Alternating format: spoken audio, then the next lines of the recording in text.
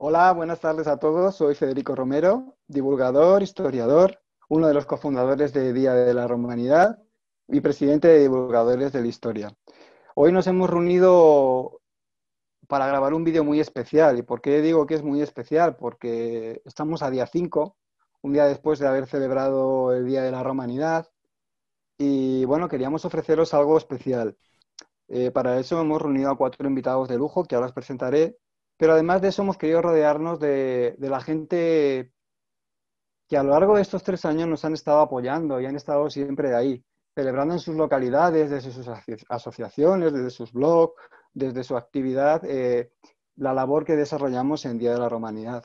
Así que queríamos estar hoy en familia, hablando de los diferentes aspectos que esa romanidad nos ha legado y que han traspasado los siglos hasta nuestro hoy, con nuestros amigos, en definitiva.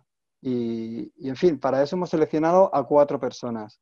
Está por un lado Javier Porras, de la Universidad San Pablo CEU, va a hablar también Maribel Bofil, va a hablar también Sergio Alejo y va a hablar también Paco Álvarez, de Somos Romanos.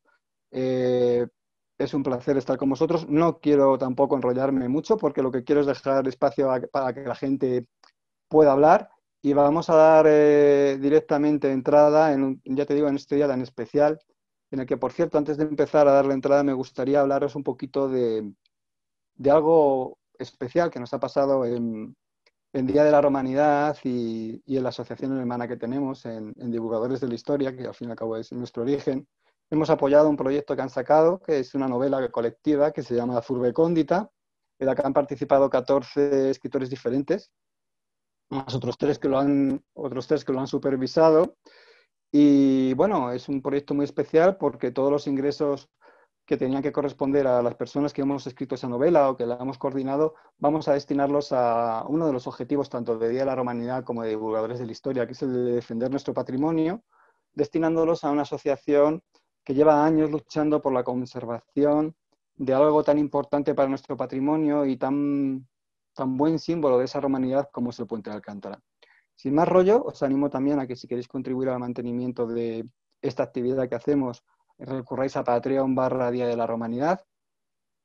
Os paso directamente con el primer interviniente, que es Sergio Alejo, es historiador, es divulgador, es amigo y uno de los miembros también de Divulgadores de la Historia. Sergio, adelante, ¿de qué nos vas a hablar?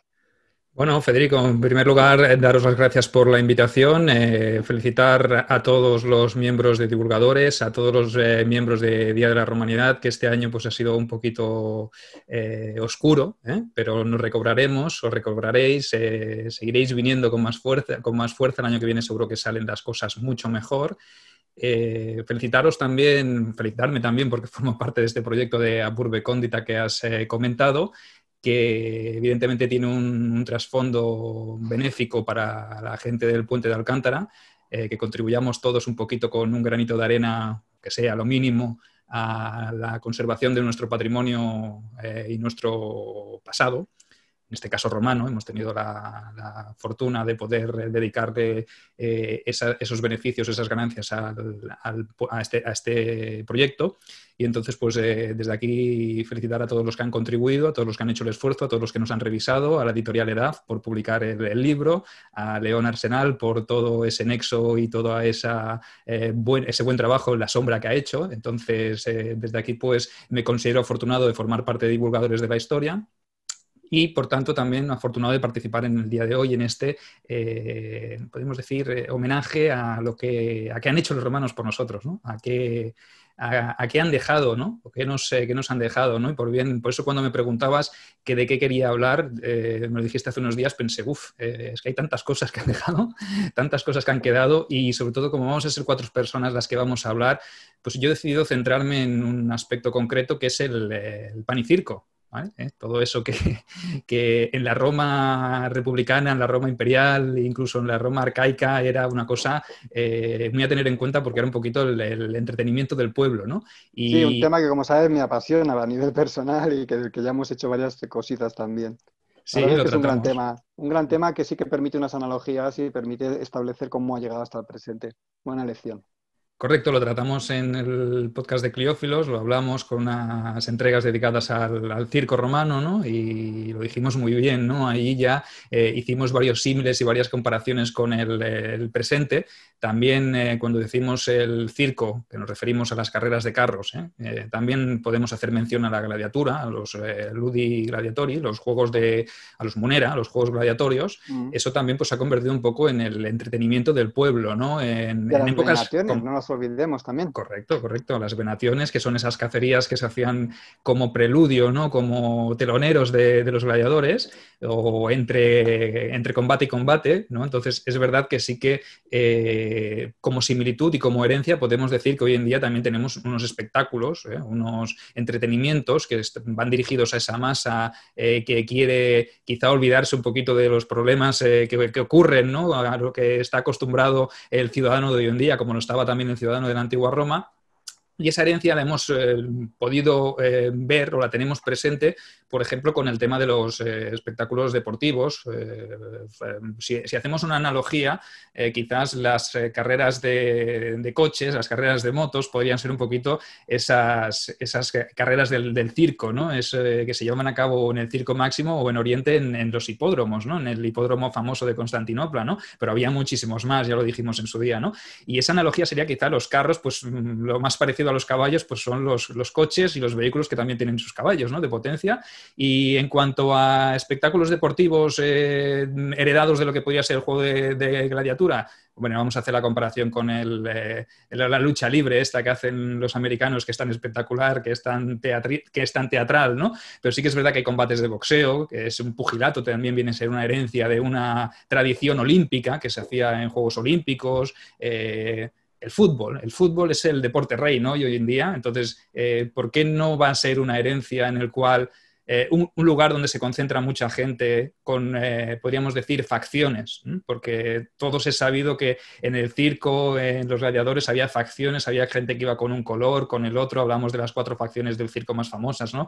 Los verdes, los azules, los rojos, los blancos, ¿no? Cada uno era como una bandera, ¿no? Enarbolaban banderas. ¿Y qué es lo que se producía en esos espectáculos? Pues desde riñas, insultos, peleas, e incluso la gente se mataba por el pertenecer a uno o porque tu equipo gane o no. Había apuestas también, había apuestas y las hay hoy en día, ¿no? Hoy en día estamos saturados con las casas de apuestas, ¿no? Que nos venden el tema del formato, apuesta por tu equipo ganador, apuesta por tu caballo ganador, que hará el Barça, que hará el Madrid, se premia el 1-0, el empate, el gol en tal minuto, ¿no? Entonces también hay violencia, porque todo esto ha generado como herencia también la violencia, ¿no? Es verdad que la masa es voluble, ¿no? Como decían en la peli de Gladiator, ¿no? La masa es voluble y a la mínima que le pongas un espectáculo quizás se entretiene y se distrae de otros problemas más grandes. Y el espectáculo actual, el fútbol, el baloncesto, la NBA, cualquier deporte de este tipo, la ACB, pues no dejan de ser distracciones un poquito de los problemas que realmente nos abordan, ¿no?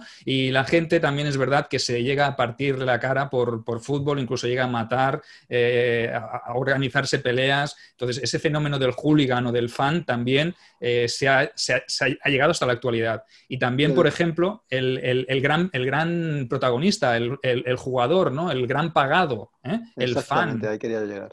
Claro, ¿verdad? ¿Qué eran los aurigas? ¿Qué eran los gladiadores? Vale, a lo mejor eran esclavos en origen, pero a veces cobraban más que un ciudadano rico de la antigua Roma. Entonces, evidentemente, la figura del gran auriga, que es el vencedor de cientos de carreras y que está loado y que por participar en una carrera cobra una cantidad de denarios que ni un senador podría pagar para acceder al cursus honorum o a una magistratura o un consulado o a lo que sea, evidentemente estamos hablando también de un fenómeno fan, ¿no? Y existía, porque las masas también tenían sus ídolos, sus Mm, facciones, los líderes de facción, ¿no, Federico? Que lo hablamos también cuando cierto. hablábamos del circo. Sí, es totalmente cierto. Me está acordando de aquel aficionado que se suicidó porque murió su auriga favorito, o esos mosaicos que hay en muchas villas con el nombre de los aurigas que han seguido toda la vida, ¿no? O del propio Diocles, el de Mérita Augusta, que haciendo los cálculos llegó a ganar más de lo que ha ganado hasta hoy cualquier periodista, digo, cualquier deportista de élite, ¿no? En la actualidad, que te deja diciendo, bueno, madre mía, sí que era un deporte de élite, además con una trascendencia política que, bueno, no sé si lo sabes, pero en el diálogo de la romanidad anterior vino a hablar David Álvarez con nosotros, el autor de Panel Clinquenses, Ujú. y la verdad es que sí que analizó en profundidad todo el tema este del circo y descubrimos muchos aspectos interesantes. Bueno, pues también se puede recomendar la lectura porque también basamos, me acuerdo, los programas de Cleófilos en su obra Sí, porque es muy completa, ¿verdad? Que es lo, lo lo- lo- justo. lo anunciamos, ¿no? Lo anunciamos en su día que bueno, utilizamos su obra pues porque para hacer los guiones y para hablar de este tema, pues él lo ha estudiado en profundidad, ¿no? Y claro, este fenómeno pues tiene y guarda muchas similitudes. Yo pienso que es una herencia clarísima del entretenimiento, ¿no? Le podemos llamar pan y circo en el mundo antiguo y hoy día pues le podríamos llamar fútbol y espectáculos o espectáculos de masas, por decirlo de alguna manera, ¿no? Pero sí que es verdad que sobre todo en los tiempos de crisis que nos han tocado vivir ahora con el tema del coronavirus, parece que todo el mundo estaba en casa encerrado, pero fue volver el fútbol y parece que como que todo resurgió, ¿no? O el fútbol nunca muere, ¿no? El fútbol es como una cosa, un espectáculo que no entiende de virus ni de nada porque parece que la gente vuelve a Lo los necesita. bares, sí, etcétera, etcétera. Son cosas muy impactantes. Entonces, este es el fenómeno que yo quería más o menos tratar. No sé si me he extendido demasiado en el tiempo. No, no te has extendido, tranquilo. De hecho, incluso podríamos añadir que los hinchas tenían una uniformidad, que los aurigas tenían también normalizado su uniformidad también, con lo que, bueno, realmente hay unas equiparaciones con respecto al presente bastante notables, ¿no? Que fueron dos deportes diferentes, por supuesto, y no puede ser comparado de una manera total con ninguno de los deportes, pero sí que tienen muchos puntos en común, sobre todo el tema de las facciones. Hay por allí entre el público he visto algún comentario diciendo Marco Almansa viva los verdes. Bueno, ya hemos comentado que ser verde o azul te podía costar el cuello. Yo preferiría ser de los rojos, por ejemplo, que patrocinaba Gripa, que era una cosa que era bastante más llevadera y segura para la integridad física. ¿No te parece, Sergio? Sí, ya vimos, cuando hablamos sobre todo del Imperio Romano de Oriente y hablamos de aquel episodio tan crítico de los disturbios de la Nicá, ¿no? En el año Mm, 531, 532, en enero del 532, sí, pues fue un episodio bastante fatal, donde murieron muchísima gente, disturbios, los verdes y los azules, los rojos y los blancos se pusieron todos de acuerdo contra el emperador y el emperador Justiniano pues tomó una gran decisión fatídica, ¿no? Que costó la vida ni más ni menos que a 30.000 personas que fueron masacradas dentro Evidentemente es un daño colateral al juego, ¿no? Pero sí que es verdad que las facciones entre ellas se hostiaban, quedaban fuera para pelearse, oye, quedamos a tal hora en tal sitio, nos cruzamos por las calles, esas correrías que vemos hoy en día en las aficiones que van por una calle, se reúnen en un punto, pues yo imagino lo mismo, pero cada uno con sus ah, colores, ¿no? Sus banderolas, lo que cierto, sea, cierto. ¿no? Y es un símil totalmente, bueno, comparable con lo que sucede en la actualidad. Por desgracia, pues es un detalle pues que tampoco es que sea mucho de La verdad es que es un civilización y tema de cultura, que ¿no? da Pero para horas y que podríamos estar hablando horas, pero como tenemos más invitados y queremos que también que participen la gente a la que hemos invitado, los amigos de Vía la Romanidad, vamos a dar paso. Muchísimas gracias, Sergio, un de placer. nuevo. Gracias, amigo. A Maribel Bofil. Maribel Bofil es una de las grandes divulgadoras también de nuestra asociación de divulgadores de la historia y una gran amiga de Vía la Romanidad que desde el primer momento apoyó esta iniciativa. Maribel, ¿cómo estás? ¿Qué tal? Buenas tardes. Maribel, ¿me oyes? Parece que tenemos algún problemilla con el audio de ¿Ahora? Maribel. ¿Hola? Hombre, ahora, perfecto, Ahora. Maribel. ¿Qué tal? ¿Cómo estás? Buenas tardes. Hola, buenas tardes. Muchas Muchas gracias gracias por estar aquí, ¿eh? y a vosotros por la invitación. Es un placer colaborar con vosotros y también quiero agradeceros el proyecto que habéis hecho para el libro que habéis hecho para el puente de Alcántara. Yo le tengo pasión a ese puente, tengo muchos recuerdos y además tuve la suerte de bajar con un sobrino que es ingeniero y lo pude visitar en todos los ángulos, arriba y abajo, y le tengo Wow. mucho cariño. Espero Ya sabes que sea un que uno de éxito. los objetivos de Día de la Romanidad y divulgadores que lo comparten es la defensa y la protección del patrimonio y que hemos estado siempre con esta asociación pues denunciando un poquito de tanto desde Día de la Romanidad como de divulgadores el abandono en el que está y que esté sometido a las tensiones que tiene, como por ejemplo que sigan pasando camiones por encima, que es Camiones algo y absurdo. tráficos, sí, sí, Pero bueno, en eso fin. Muchas es gracias lo que también hay. a Sergio por recordarme que el tema de la novela no hubiera sido posible si no hubiera sido gracias también al patrocinio de León y al apoyo que edad desde el primer momento nos ha prestado. Maribel, ¿de qué nos vas a hablar? Yo quería hablar un poquito del tráfico de la vía romana, de normas de circulación que hemos heredado y que todavía usamos, y un poquito el tema de las calzadas. Ya sabemos que las calzadas fueron construidas para pasar las tropas en un principio, pero luego los romanos se dieron cuenta de que para el comercio y para la comunicación con el imperio se tendrían que hacer era muy importante tener las vías para poder estar en contacto con todos los medios. En la antigüedad la población se desplazaba lo que podía recorrer al día, entre el anochecer y el amanecer, unos 30 kilómetros, donde podía ir a pie cerca de su casa. Las vías, ya la gente que viajaba eran los soldados, los comerciantes y algunos maleantes. Nosotros aquí en España tenemos una serie de vías que muchas veces no lo sabemos y aún estamos pasando sobre antiguas calzadas romanas. Por ejemplo, tenemos la Vía de la Plata, que va desde Gijón a Sevilla, y en algunos tramos son la misma ruta que usaban incluso los tartesos, que en el siglo VII a.C. la tenían como un camino natural, una vía natural para relacionarse.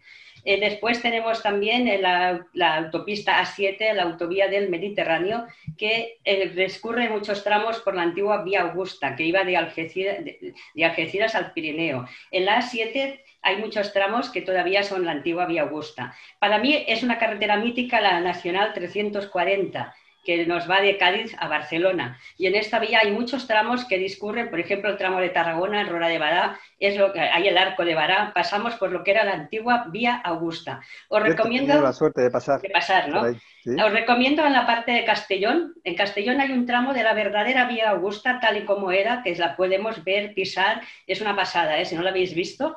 Recomiendo un tramo que dices, es la auténtica Vía Augusta. Yo he ido y está muy bien. Estas calzadas, aparte de las relaciones que tenían los comerciantes y las tropas, también eran un peligro. Había un peligro porque los comerciantes en aquella época no tenían letras de pago y entonces llevaba mucho dinero y esto era una golosina para los ladrones o atracadores. Por este motivo ya se hicieron policías de carretera, hicieron unas tropas auxiliares que vigilaban las vías para proteger un poquito a los viajantes. Esta policía podríamos decir que era como la policía de tráfico que tenemos hoy en día, que vigilan las carreteras. También en estas vías teníamos áreas de servicio, parecido a lo que tenemos hoy en día, lugares donde descansar, tomar algo, posta para los caballos, o sea que podríamos decir que era todo de servicios que podrían aparecer como las vías de servicio que tenemos en nuestras autopistas. Todo esto creo que es importante que lo sepamos, que muchas de estas vías y carreteras las estamos usando sin saber que eran antiguas vías romanas. Otro tema son el tema de señales. Algunas señales sí que tenían los romanos, es un dato curioso. En principio hablaré un poquito de la calzada. La calzada romana tenía 6 metros y nuestro Código de la Circulación todavía contempla como calzada estrecha la que mide menos de 6 metros. Es un dato curioso. Los romanos, para proteger, sobre todo en las ciudades, a los peatones, hicieron aceras, como las que tenemos nosotros, unos portillos altos para que no atropellaran a los peatones que estaban por allí. En estas vías también hicieron pasos de peatones, parecido a nuestros pasos cebras, una serie de bloques de piedra que ponían paralelos entre sí, transversales al eje de la calzada, por donde atravesaban los peatones y además tenían unos surcos. Estos surcos tenían que moderar velocidad los vehículos para pasar las ruedas por entremedio. ¿Y qué ocurre? Es los badens que tenemos hoy en día, que tenemos que moderar la velocidad de nuestros turismos para poder sobrepasarlos. Todo esto es muy parecido. Otra señal... Maribel, perdona que te interrumpa un momento. Me está preguntando a través del chat José del Trastero, ¿había peajes? Peajes. Bueno, la verdad es que no he leído en ningún lado que hubiera peajes, pero bueno, impuestos para ir por las vías sí que había. Podríamos decir que era una especie de peaje. Y Paco Álvarez, el autor de Somos Romanos, me está preguntando que necesitaba algo más de información sobre la Vía Augusta. Que me contaras un poquito más. Luego ya si queréis ya en privado podéis hablar tranquilamente de eso, ¿vale? Vale, ¿parece? Muy bien, sí, perfecto. Continúa, y perdona por la interrupción. No, cuando quiera. Tenemos los miliarios, que eran unos bloques como señales de tráfico de la antigua Roma. Unos bloques de piedra donde ponía el kilómetro que estábamos, para ellos eran millas, la milla romana, y partía esa vía, siempre todas partían del kilómetro cero que decíamos nosotros de Madrid, desde Roma, la milla cero, el punto de partida de todas las vías, de ahí viene el nombre de todos los caminos llevan a Roma. Estos miliarios, que son unos bloques de piedra que todavía se conservan muchísimos en España y que son muy bonitos de ver y es curioso, pone el emperador que lo construyó, el nombre de la vía, en qué milla estábamos, cuánto faltaba para la milla que tenemos, que querías ir, el lugar. Es parecido a los paneles direccionales que tenemos nosotros hoy en día, que nos pone también, y los hitos kilométricos, que nos pone en qué kilómetro estamos, cuánto falta para llegar. Pues eso lo hemos heredado de los romanos como señales de formación vial. Otra cosa curiosa que también tenemos es que en Roma, en tráfico, hay calles que eran de un solo sentido. Depende cómo estaba la densidad o las necesidades del mismo tráfico, lo que hacían era poner una señal como de dirección prohibida. La dirección prohibida, la señal en sí no era como las nuestras, era un palo que se ponía en un agujero. Los conductores que lo veían venir de frente, que se lo encontraban, ya sabían, por esta calle no puedo entrar. Y lo iban cambiando, era una señal móvil, como las que tenemos hoy en día. Depende cómo conviene, lo regulan en un sentido o en otro. Otra cosa curiosa es que en las calles que había más tráfico, que se podía alcanzar más velocidad, en algunas calles pues se embalaban un poquito los carros. ¿Qué ocurría? En los cruces que eran peligrosos ponían algo parecido a lo que nosotros tenemos como señal de stop. Era una estatua del dios Hermes Mercurio, y los conductores sabían que en aquel cruce había que moderar velocidad, incluso detenerse para mirar que no hubiera peligro. Es un dato muy curioso también para tener en cuenta. Todos los días se aprende algo. Después también sabemos que Julio César, que reguló el tráfico en Roma, que era muy caótico, sacó la ley Julia Municipales para regular el tráfico de las mercancías. Nosotros también tenemos horarios para el transporte de mercancías. De día no podían hacer el reparto en Roma, aquí también hay horarios de reparto de mercados, y se regulaba entre el anochecer y el amanecer, depende de qué horas, no se podía circular. Y también esto creó un problema de ruido, porque las ruedas de los carros, cuando hacían el transporte, imaginaos el transporte por la noche, el ruido que harían los carros con las ruedas metálicas, y cargando y descargando, y los gritos, pues se queja. Incluso Juvenal tiene escritos que se queja de que ni con mucho dinero se puede dormir en Roma. O sea que había un problema de contaminación acústica, que también tuvieron que ir regulando, y podríamos decir que esta ley de Julio César era una especie de código de circulación, con unas normas de a qué hora se podía circular o no.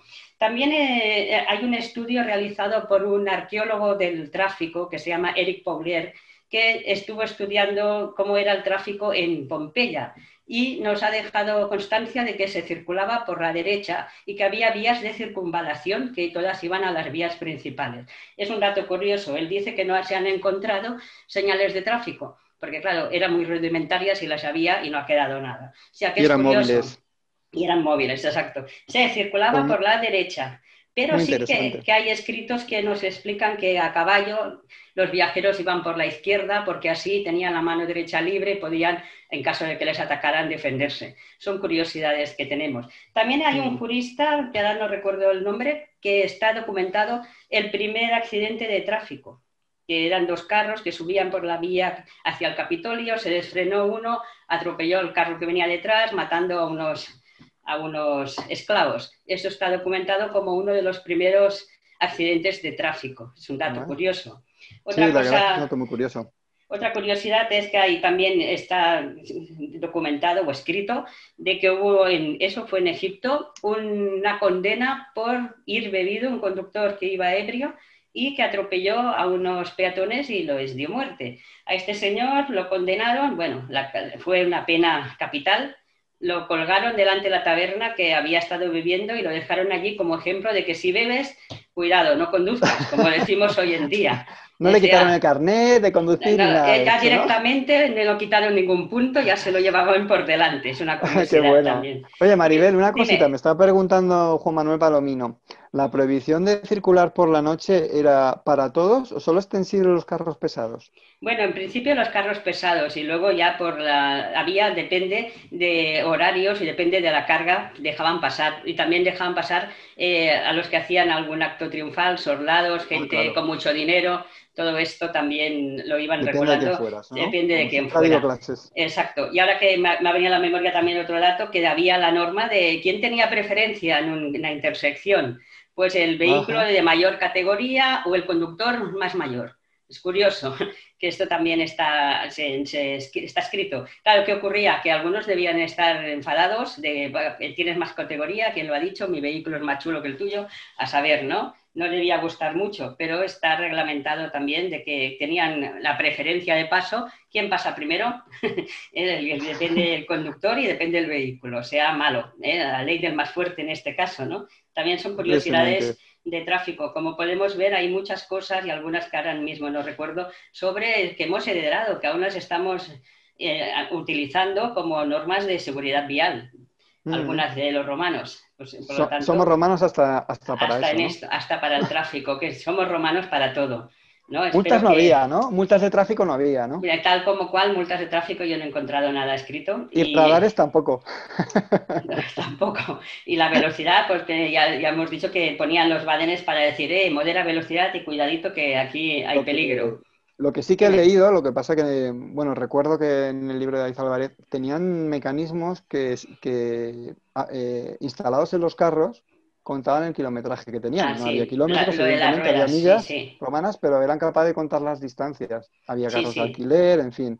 Somos muy romanos en todos los aspectos, el tema de las calzadas es otro.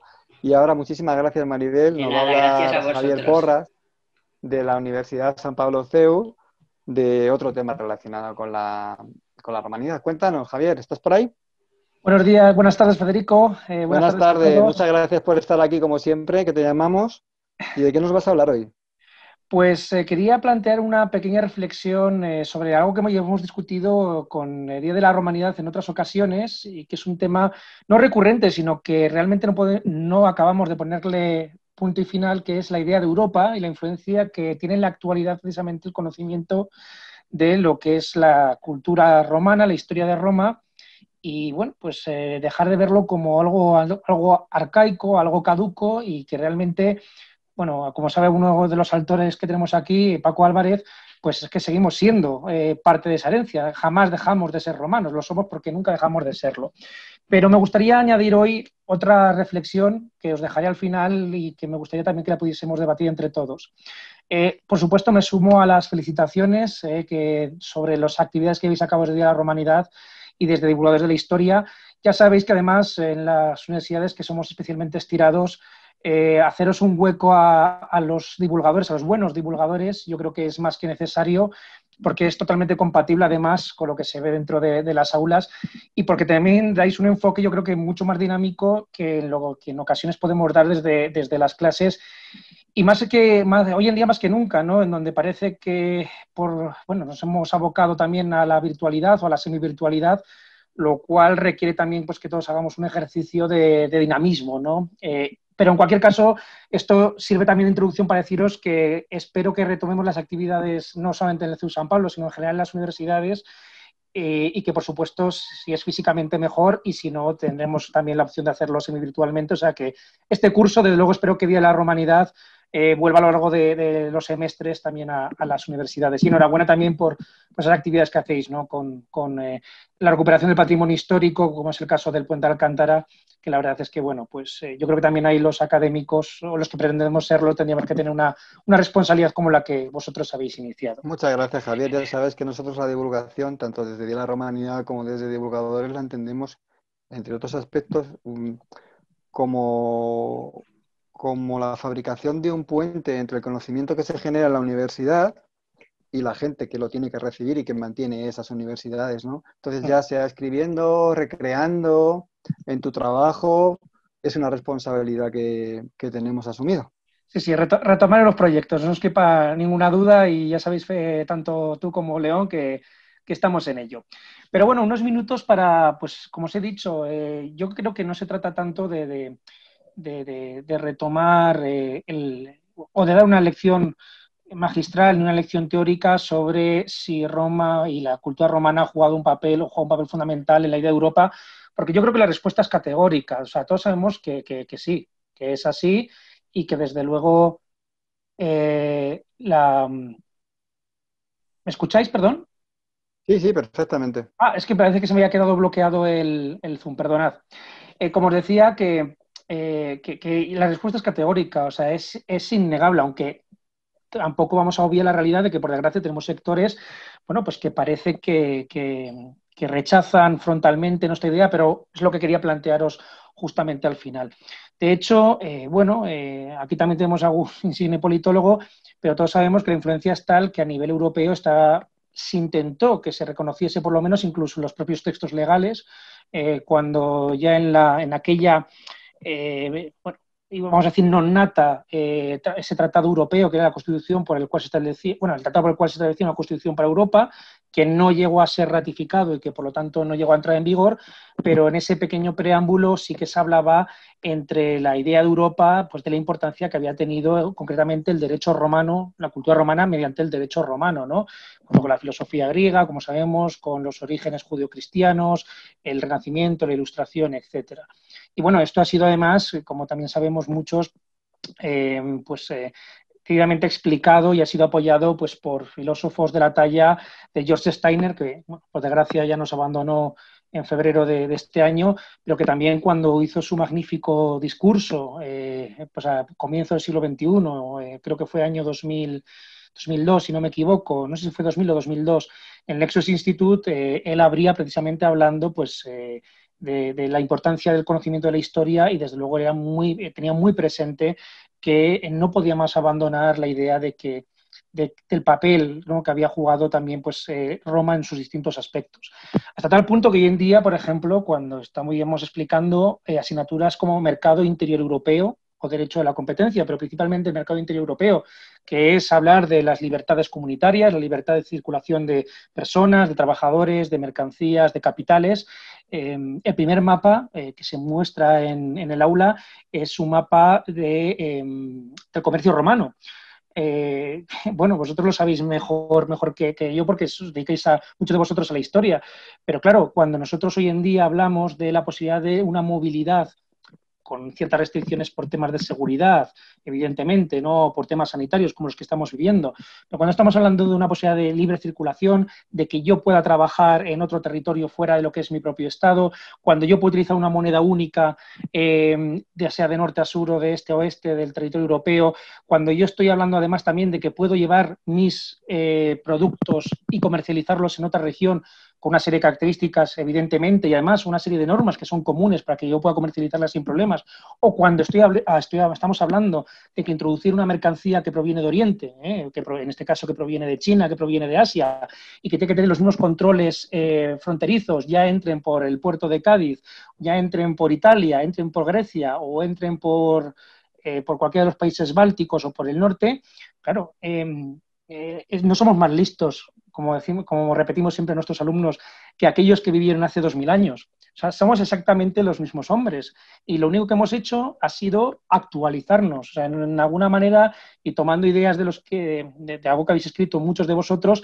no dejamos de ser más que unos romanos 2.0 o 3.0, no sé qué actualización seríamos de todas, pero al fin y al cabo el programa base está ya escrito y lo habéis descrito y vosotros lo habéis mencionado perfectamente.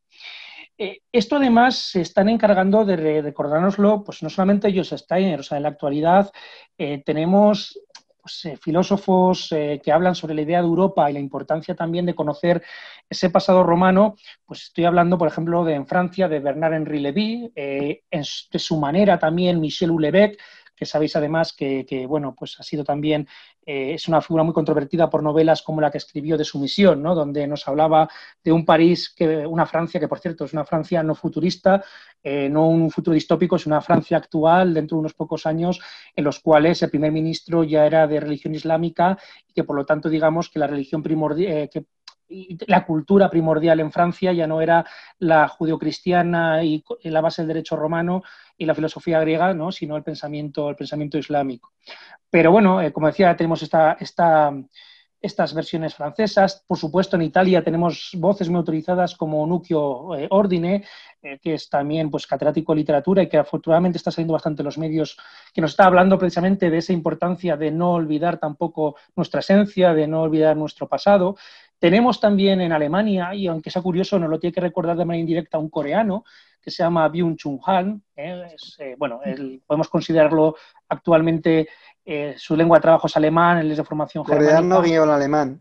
Sí, sí, no, realmente es coreano de nacimiento, pero realmente es germano de formación y ya digo que el idioma de trabajo suyo es el alemán, ¿no? Pero bueno, no está mal que venga también alguien de fuera, entre comillas, lo de fuera, ¿no? Porque hemos dicho que es de nacimiento, no de formación, a recordarnos también la importancia de tratar ciertos aspectos actuales, como es el derecho a la privacidad, la convivencia pública, como puede ser también, bueno, pues el replanteamiento de nuestras conductas sociales, y decirnos que realmente, claro, la contraposición a ciertos poderes y a ciertas ideas que se quieren imponer en la actualidad tampoco son nuevas, y cómo estas dicotomías ya se producían también hace 1500 años, hace 2000 años, y que por lo tanto para tratar los problemas actuales no hay nada como volver a los fundamentos que ya tenemos, que ya conocemos, y evidentemente adaptarnos a ese escenario.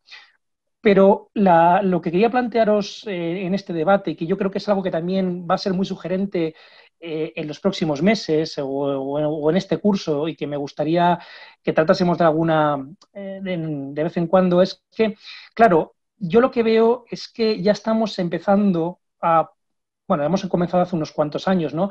Pero la idea de Roma y la importancia que tiene conocer en nuestra esencia romana se está polarizando, además de manera muy partidista.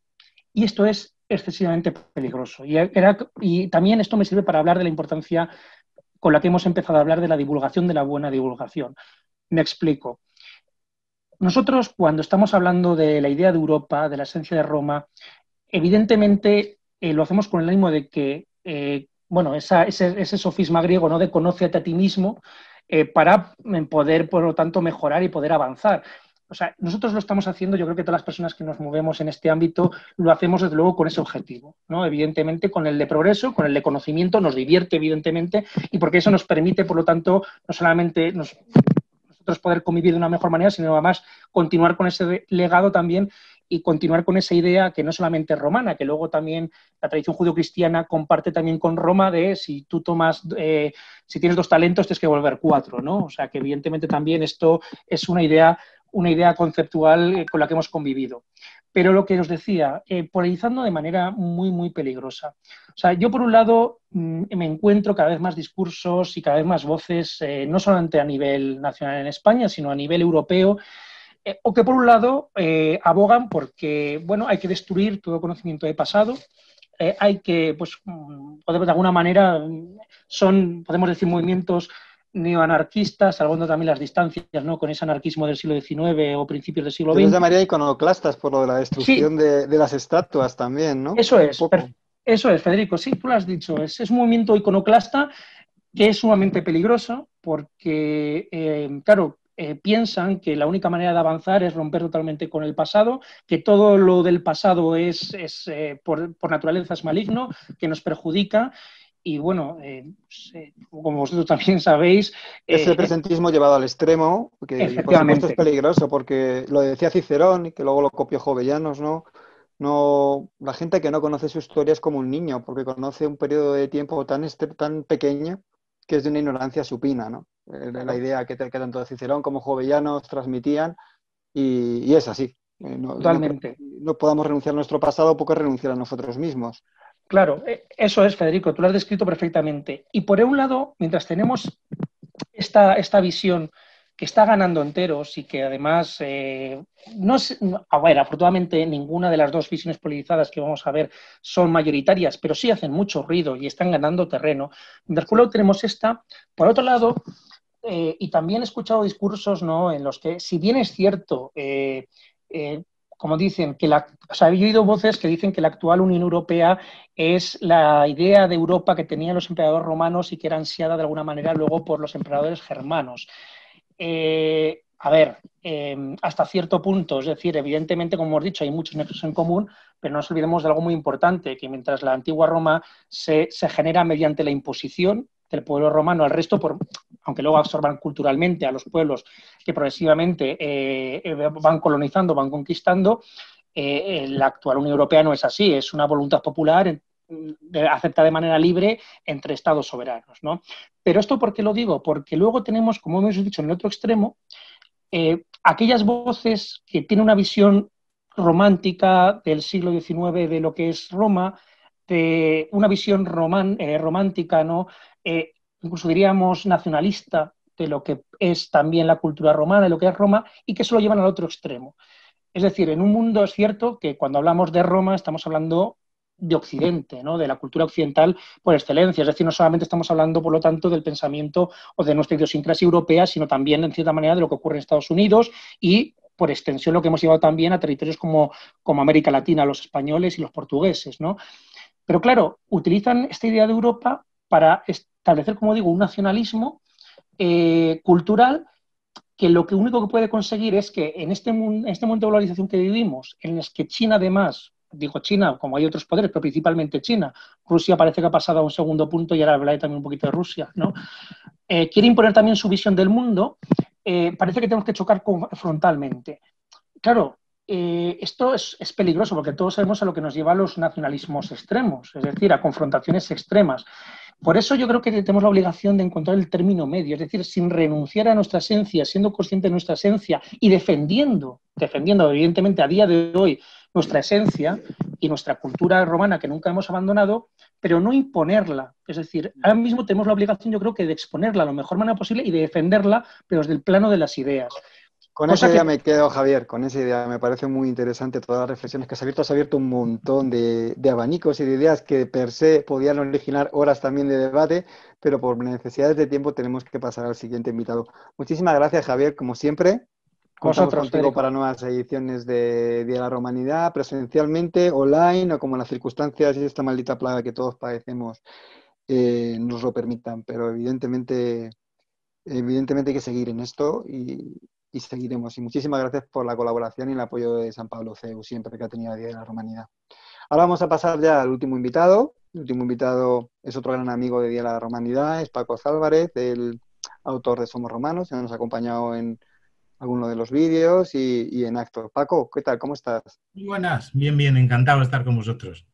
Una alegría volver a verte, amigo mío. ¿Cómo estamos? ¿Bien? Bien, con ganas de que se acabe toda esta tontería y que podamos vernos en persona y celebrar el Día de la Romanidad de la manera en la que se lo merece. La verdad es que sí, es mucho mejor presencialmente, pero bueno, de momento tenemos que hacernos a lo que hay y aprovechar al máximo esas posibilidades. ¿De qué nos vas a hablar, Paco? Pues la verdad es que iba a hablar de un poco de lo que hemos estado hablando, de cosas romanas que siguen vigentes, pero al final, mientras estaba escuchando a mis compañeros, pues he pensado que mejor vamos a hablar de ciencia ficción. Ah, bueno, claro.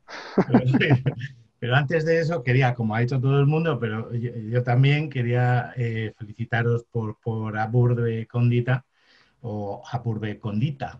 Muchas gracias. Es una criatura de todos, porque al fin y al cabo es de divulgadores de la historia y todos, más o menos, aquí somos de... Me encanta el proyecto, me parece súper chulo y además, pues qué duda cabe que el puente de Alcántara es el puente más bonito del mundo, ¿no? Y tenemos la suerte de que está en Hispania y de que es romano, así que ¿qué más se puede pedir, ¿no? Así que enhorabuena y a por ellos. Entonces, muchísimas gracias, Paco.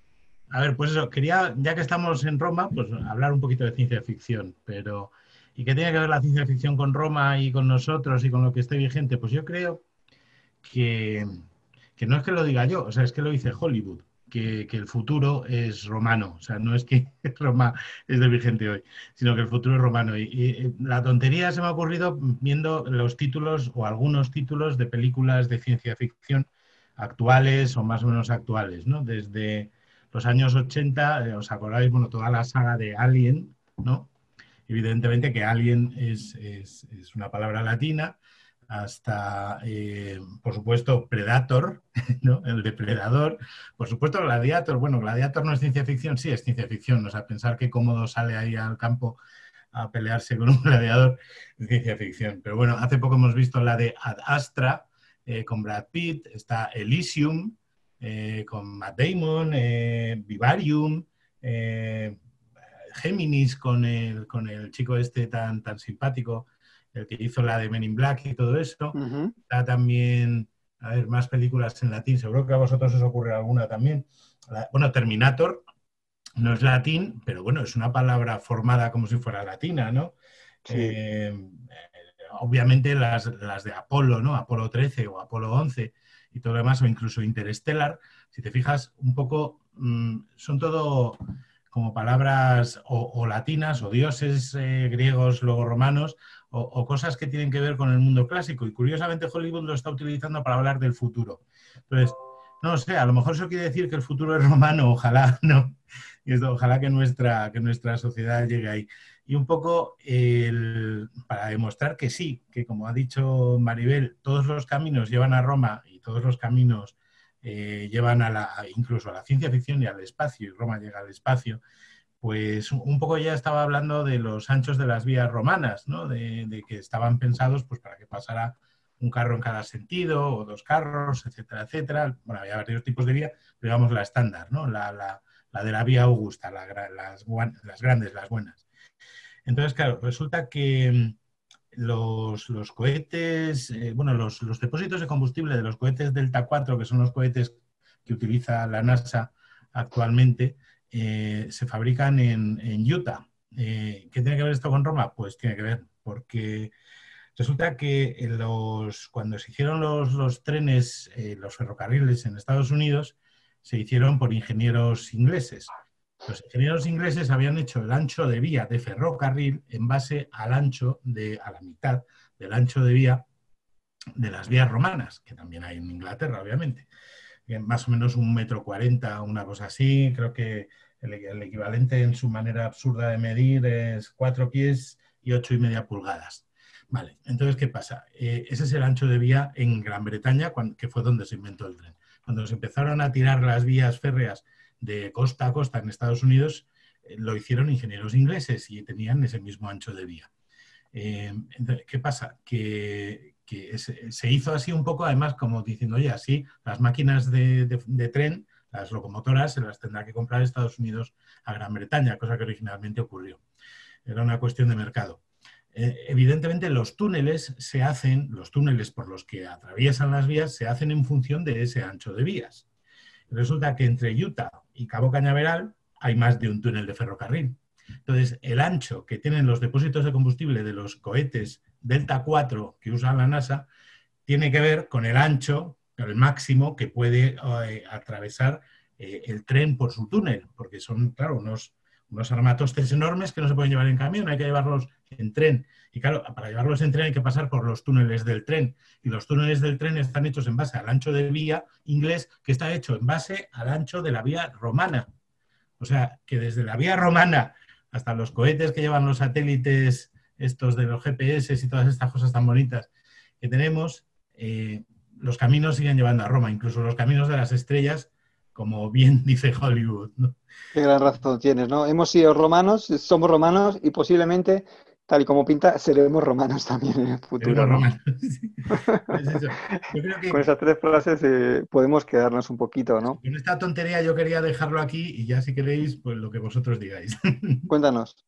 No, eso, que si queréis que hablemos de cosas, porque a mí me ha parecido muy Sí, interesante. iba a entrar ahora Pedro quería intervenir. Pedro José Villanueva es otro cofundador de Día de la Romanidad y quería contarnos unas cositas. Pedro, adelante. Fenomenal. Muy buenas tardes, Federico. Gracias, Paco.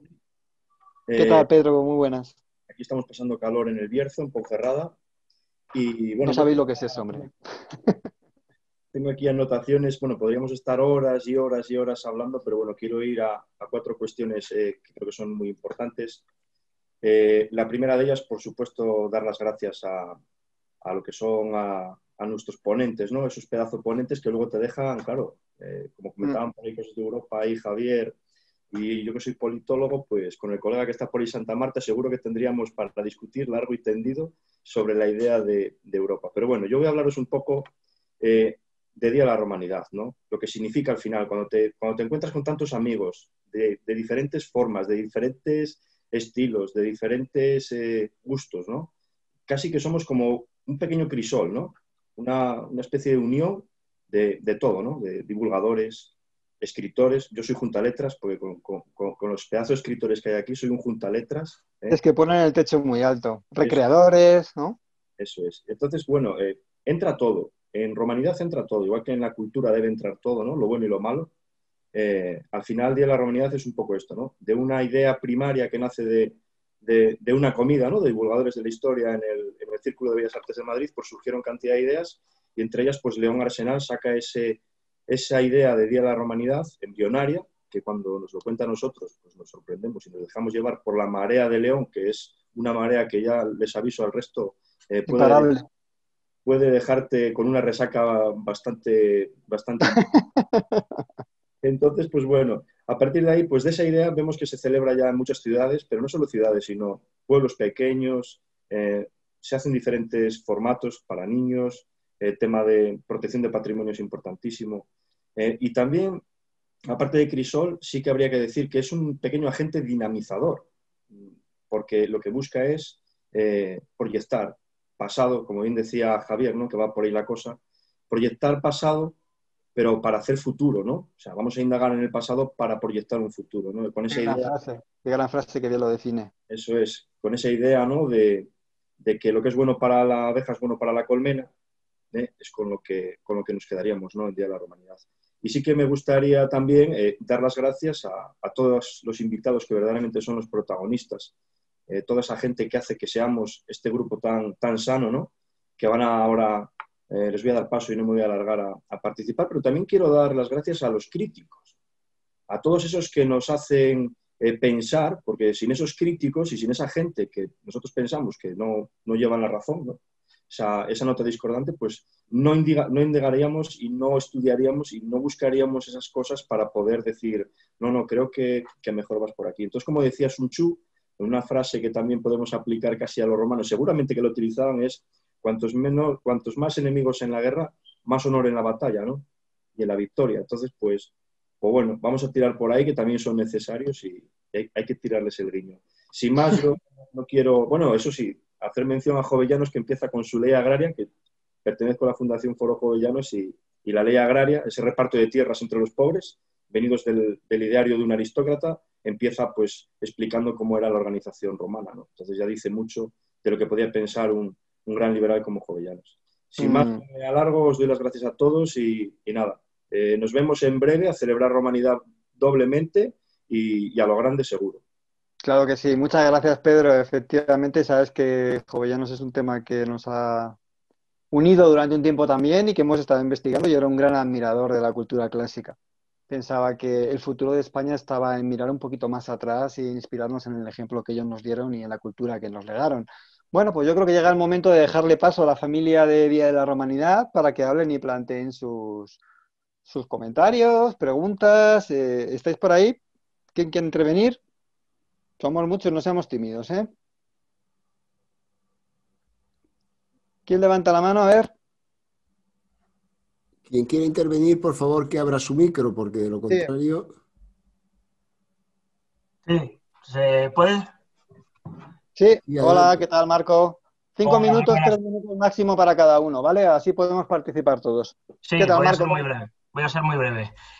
Bueno, muy buenas tardes a todos y, bueno, dar la enhorabuena por esa iniciativa del Día de la Romanidad, que además estaba yo por allí, en esa reunión aquella, y a los ponentes y excelentes las conferencias que han dado. Y me voy a ir precisamente a una cuestión que ha dicho Javier Porras, y es el uso pero le voy a añadir una cuestión más, que además lo estudié en mi primera tesis doctoral, que es el uso de la historia antigua, en este caso romana, en los nacionalismos, ¿no? Y es muy interesante cómo los nacionalismos, tanto aquí en España como en el resto de Europa, tratan de utilizar y uso y abuso de la historia. Perdona un momento, Marco, perdona que te interrumpa. A ver, la gente que no esté ahora mismo hablando, que cierre sus micrófonos, por favor. Juan Luis. Ahora, perfecto, sigue. Sí, nada. Como decía Finlay, el uso y abuso de la historia, en este caso los nacionalismos tergiversan esa historia antigua, en concreto me voy a basar en la época romana, y cómo la utilizan como forma de legitimar toda una historia pasada compitiendo con otro país o con otra nación o incluso subregionalismos con otra ciudad, ¿no? Entonces, como el uso histórico ha sido también manipulado, y eso es uno de los problemas que también se vinculan con la educación que nos dan ahora en las escuelas, no los típicos nacionalismos que hay en España, sino en el resto del mundo incluso, y aquí en Madrid hay parte de ese subregionalismo, ¿no? Porque existía también partidos políticos subregionalistas aquí en Madrid, PRIM, etc. Pero eso también cala en lo que es la base de educación en algunos sitios. Y eso es un grave problema porque se crean, digamos, una imagen equivocada de la historia en general, pero en este caso de la historia romana como invasores romanos al suelo hispano, los defensores de la libertad y de la patria, ese viriatismo y ese caudillismo que aparece muy bien representado en la época de Franco, etcétera, etcétera, y cómo eso se va a ir entrando en lo que es la educación, ¿no? Entonces era... Prácticamente cada país tiene un héroe nacional inspirado en la época romana en torno al cual construyeron un poco el nacionalismo en el siglo XIX, porque estoy pensando en Arminio, estoy pensando en Boudica, en Inglaterra, estoy pensando en Vercingetorix, en la actual Francia, ¿no? Han construido... Francia. Todos los nacionalismos en el XIX necesitaban mitos sobre los que construir una identidad nacional en contraposición a los demás, y realmente la historia romana venía al pelo para eso. Sí, claro, porque es el romano el invasor, en algunos casos incluso es el romano comunista, fíjate la vinculación que hay, ideológica e histórica totalmente opuesta, ¿no? Pero que son realmente el invasor contra el nacional, esa figura de Viriato como defensor, esa Numancia, héroes también del norte de España también. En fin, podríamos estar aquí horas y horas, que además es un tema interesantísimo. Pues cierto. Muchas gracias por tu opinión, Marco, como siempre. Muchas gracias, amigo, que siempre estás ahí con Día de la Romanidad.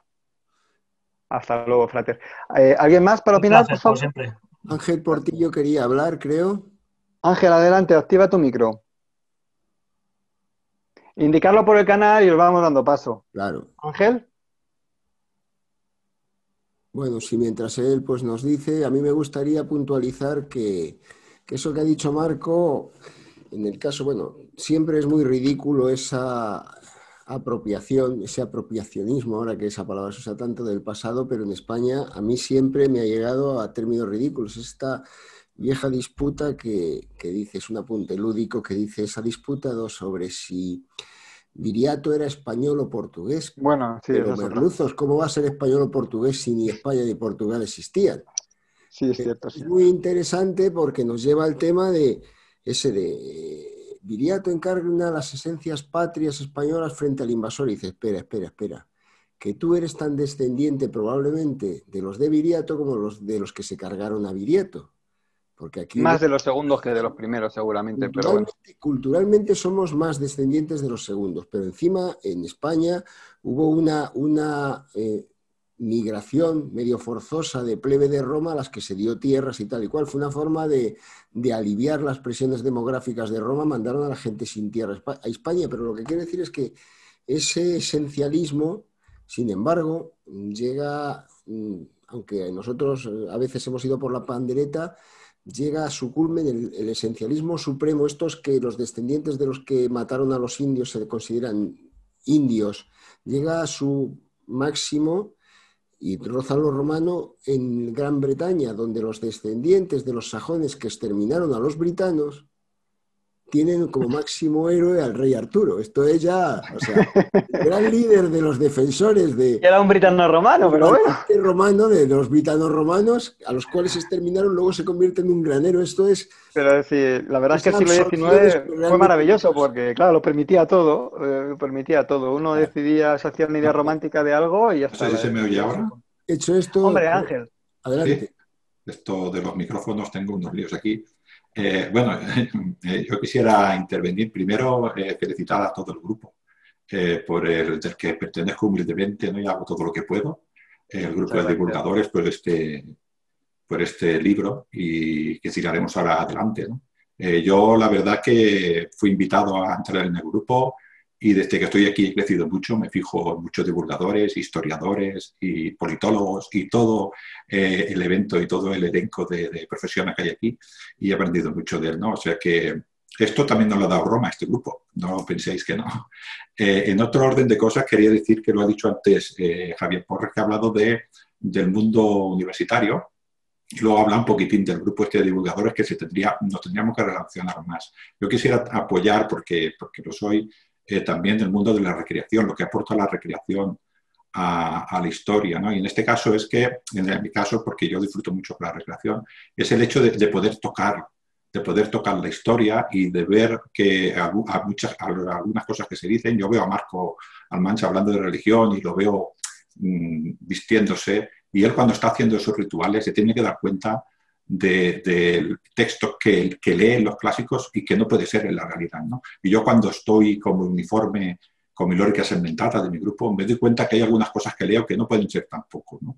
Con lo cual la recreación, que es experimentación sobre la marcha y sobre lo que yo, como desde el mundo de la recreación, puedo decir que quizás no sé exactamente cómo son las cosas, pero sí que puedo averiguar cómo no lo son, ¿no? Y luego todo esto también lo aportamos, en mi caso, y Sergio, por ejemplo, que también desde mi grupo, también lo aporta a la divulgación. Quería reivindicar un poquitín el hecho este de la recreación. Y luego, en el mundo de la recreación vamos mucha gente, ¿no? Y creo que esto ha aportado lo que sería transversalidad, ¿no? Yo hablo, por ejemplo, de historia con un compañero mío que es taller de mecánica y él se fija en cómo serían las bisagras, cómo harían esas puntas de flecha, técnicamente en la forja, cómo las haría. Esto no lo he visto en ningún sitio. Sin embargo, este hombre se fija en ello porque es mecánico. Una persona que se dedica a la química, pues seguramente miraría ¿y este ungüento? ¿Cuáles serían las proporciones de los ungüentos que dice Ovidio que se hacían de tal manera, ¿no? Y él los prueba, esta persona, y luego los explica, ¿no? Quiero decir que este mundo de la recreación, que ha aportado gente de todas partes, que no son historiadores y no tienen nada que ver con esto, pero hacen experimentación sobre lo que conocen y luego todo esto lo divulgan, ¿no? Creo que quería reivindicar este tema también de la recreación, que al fin y al cabo no deja de ser divulgación.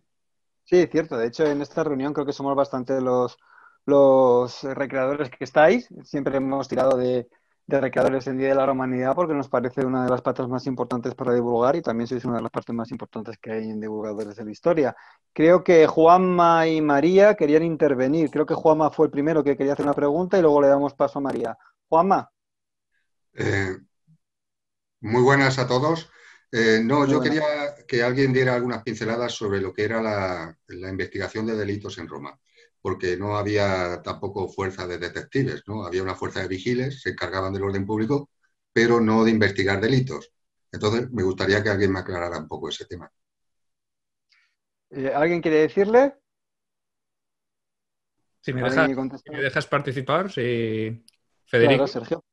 Claro, bueno, Juanma, ¿qué tal? Un placer saludarte. Que hemos hablado últimamente mucho por WhatsApp y tal, pero no habíamos hablado en persona. Sí, bueno, lo hablamos también esto muy bien, Ángel Portillo y yo lo definimos en un podcast que te invitamos a que escuches, que hablamos sobre Roma la Urbs. La hicimos Roma la Urbs de día, Roma la Urbs de noche. Lo puedes consultar en la Biblioteca de la Historia, una sección nueva que hicimos que se llama Las Arenas del Tiempo. Y en ella hablamos precisamente sobre esto, ¿no? Sobre el tema de la persecución de delitos, sobre el tema de la delincuencia en Roma, de los papeles, podríamos decir, protopoliciales, ¿no? Porque realmente sí que es verdad que has añadido muy bien tú el detalle del cuerpo de vigiles que se crea en tiempos de Augusto, ¿no? La guardia pretoriana, pero la guardia pretoriana es más una guardia de corps, ¿no? Es una guardia que tiene una tarea más bien de protección del emperador o de esa figura más directiva de lo que es la República en un principio, ¿no? En tiempos de Augusto. Recordad que Augusto no es el primer emperador en sí, ¿no? Sino que él siempre se considera el pater patriae, el primus inter pares, el princeps, ¿no? Y sí que crea la figura esta de las corps urbanas también, porque los vigiles serían más un cuerpo dedicado al fuego,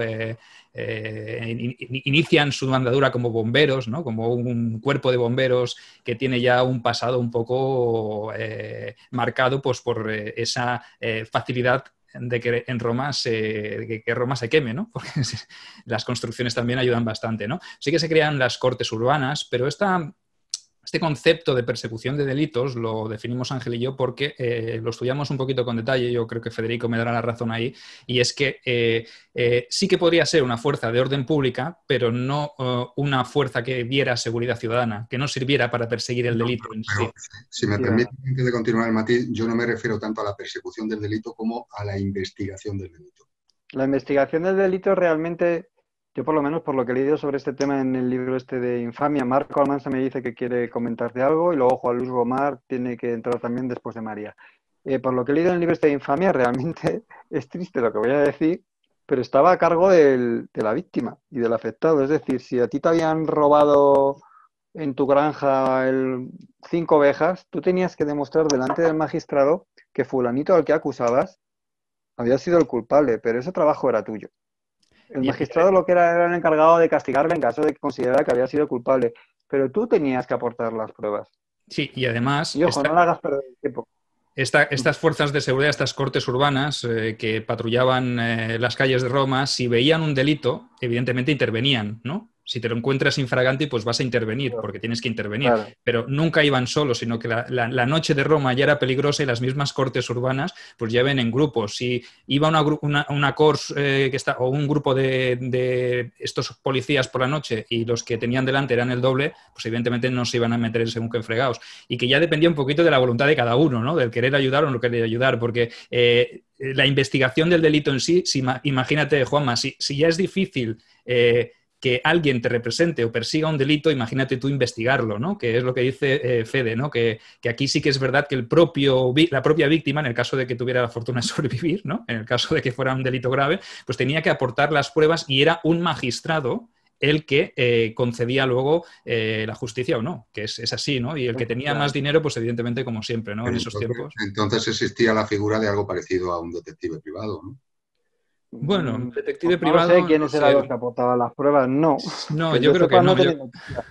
Mira, Marco quiere decir algo. Le dejamos Marco, aporta. A ver si tiene algo de... Sí, la cuestión de muy entrecomillado, ¿vale? Detectives privados lo podemos encontrar, y eso sí está atestiguado, dentro del ejército romano a partir ya del siglo II después de Cristo en adelante, que son los frumentari. Y es una especie de cuerpo de detective, espía, llámalo como quieras, porque no está muy, digamos, consolidado, como hoy lo podríamos catalogar como un detective privado o público en este caso, o un espía, que se encargaba, entre otras cosas, de precisamente conocer a todos los legionarios para que no hicieran el delito de usurpación de identidad. ¿No? Porque en muchas batallas había esa usurpación de identidad en la que el legionario muerto se convertía en el legionario vivo, quitándole la chapa de identificación, para que el cuestor militar identificara al que estaba vivo como que realmente estaba vivo, ¿vale? Y no con el nombre del muerto.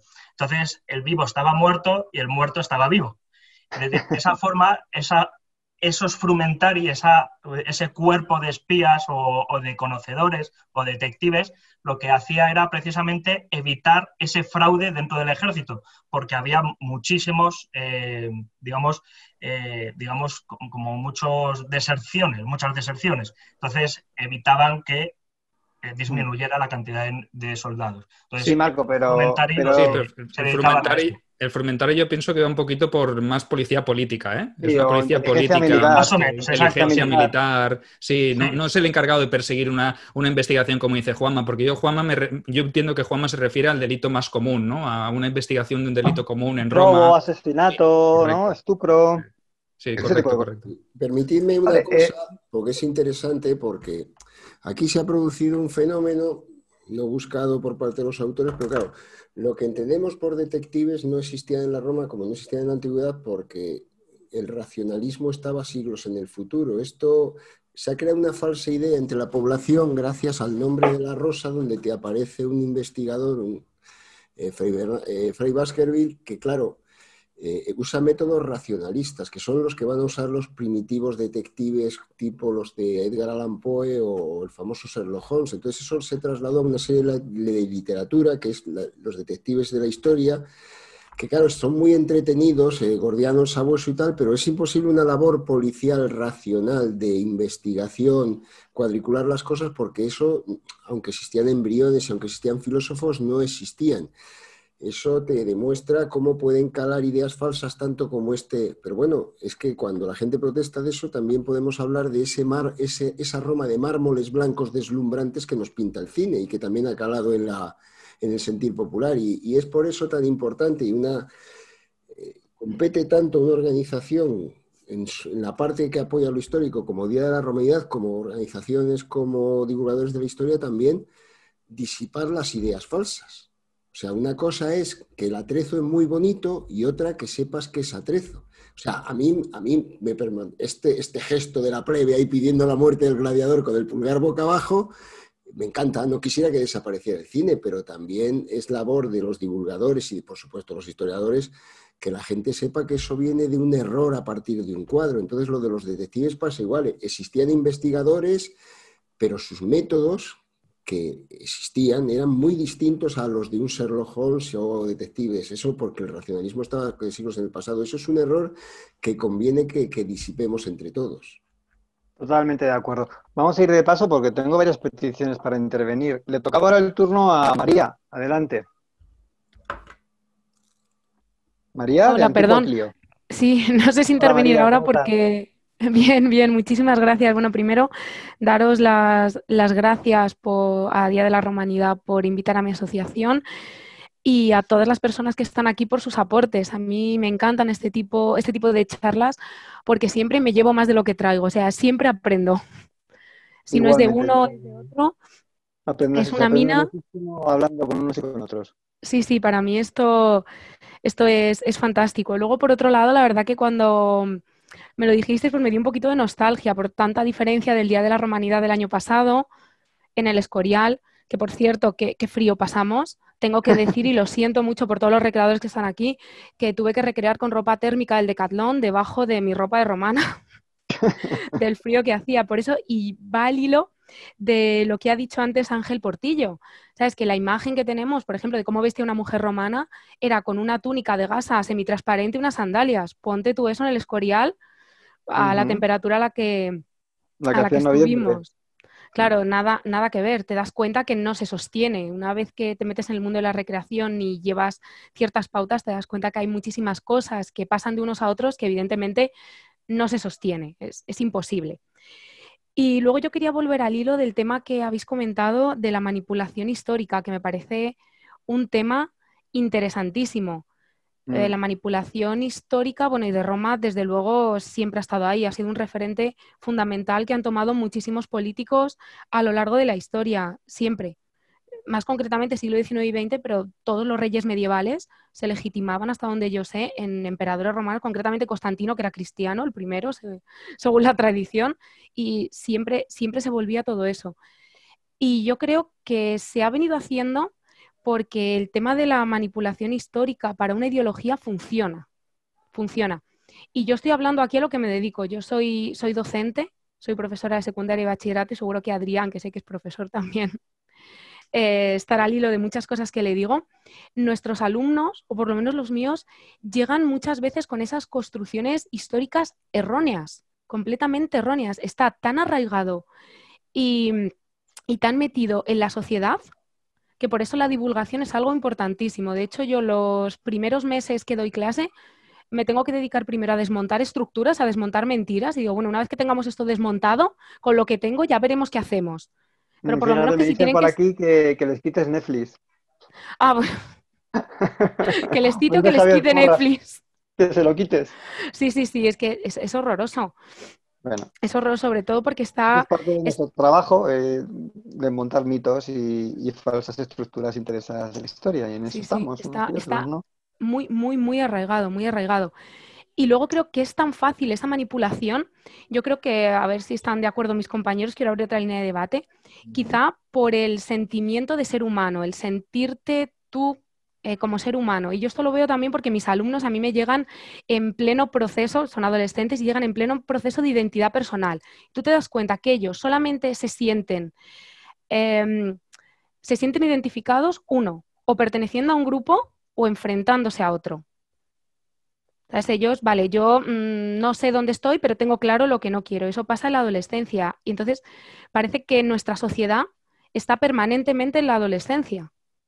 Entonces, por eso es muy Y eso a fácil. nivel de divulgadores históricos es lamentable, pero es así, en vuestro mundo también pasa continuamente. Y yo no sé si es que es algo que es consustancial al ser humano, que es la estupidez, al fin y al cabo, o qué, pero que no tiene remedio, chicas, que tenemos que dividirnos en tribus y tirarnos los trastos a la cabeza, porque si no, no puede ser. ¿Alguna cosita más?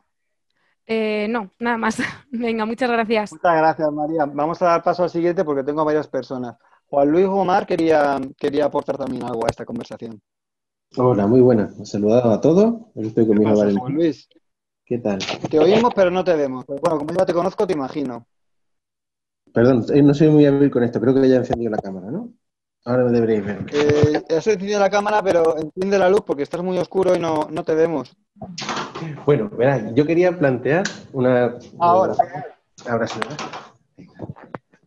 Quería plantear una pregunta a Javier sobre lo que he dicho de reforzar la identidad romana o de adoptar la identidad romana y reconocernos a nosotros mismos como parte de esa identidad occidental a la hora de enfrentarse de forma pacífica a otras culturas, ¿no?